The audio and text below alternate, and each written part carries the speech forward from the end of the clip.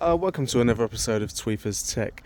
Today we're going to be looking at faulty indicators for the Jaguar XF S. Could be with the XF, other variant models. This is a 2012 model.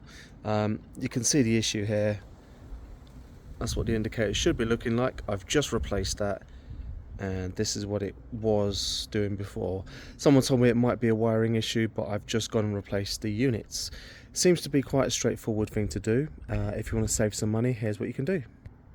On the passenger side in the boot, you take out the plastic shelf like so, and you take away this felt here. You can see loads of components. There's a lot to look at, but all you need to focus on is this bolt, and I believe there is one far down there. So there's just 3 bolts forming a shape of a triangle. You unscrew those and you just push this out. The light unit comes out, you have a clip, and you can basically just replace it like I've done there. So that was pretty straightforward. I'm now on the driver's side. I've done the same kind of thing. This was a bit harder to remove. I've taken the 3 bolts, one there, and one there, and it's come off pretty easy. All you do is pull this back. Now what I'm going to do is put the phone down for a moment.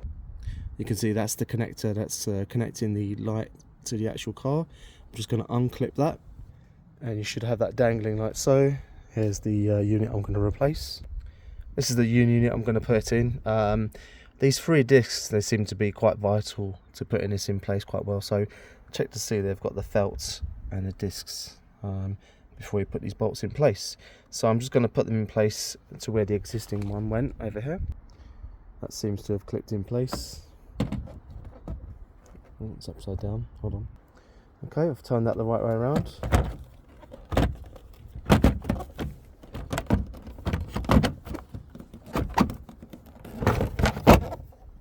Okay, that seems to be in place. I've put the bolts back on. Sorry, the nuts. They're tightened up. Trim's now in place. Hopefully, that's done. Let's check out the hazard lights. Looking good. So fortunately I've been lucky enough to just do a straight swap.